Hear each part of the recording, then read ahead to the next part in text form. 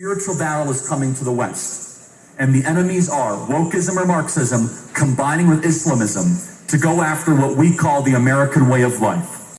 You have 6 billion idol worshippers who makes God angry every second of their life. Indian, Chinese, Japanese, Tibet, Nepal, Thailand.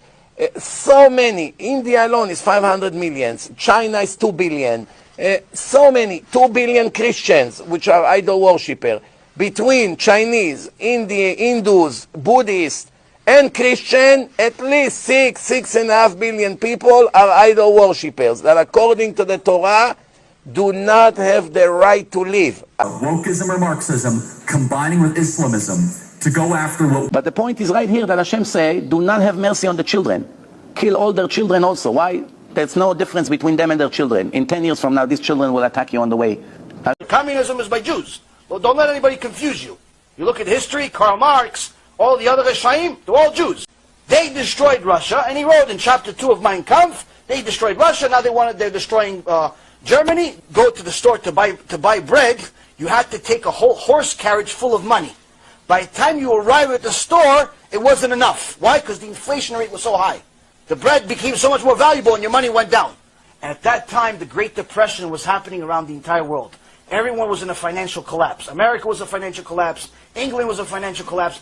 Germany collapsed worse than everybody else. But after he passed this law, within 6 years, Germany became the leading, wealthiest economy in the world. They called it a financial miracle. Why? They were the only ones that were bold enough to stop interest. This is one of the biggest reasons of why he hated Jews. Because they destroyed the economy, because of their greed.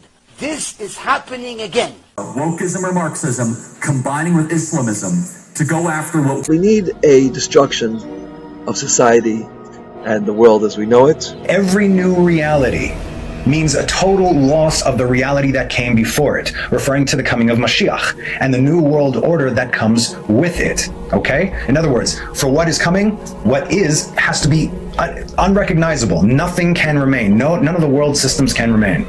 Nothing will remain because it's rotten to the core. The spiritual heirs of the Roman Empire is the Western world, United States of America, so the USA will last until Mashiach comes. Someone has to completely destroy this world and its system before the new one comes in. You want your one world government?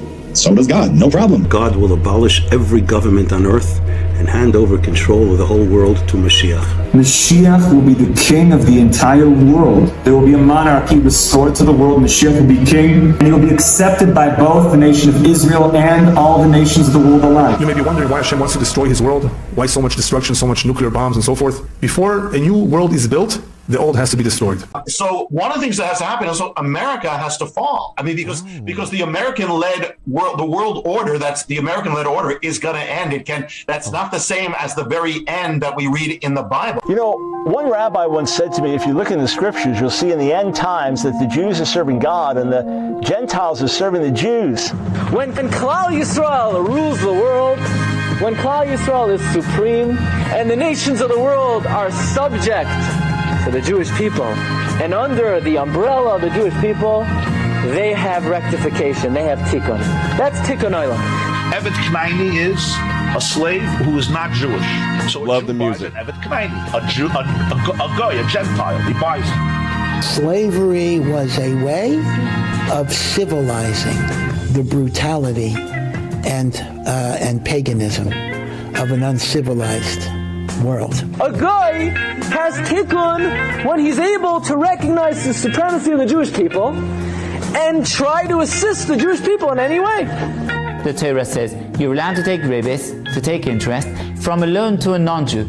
But for Jews, you're not allowed to take interest. The Gemara says you're not allowed to free. Tikkun olam.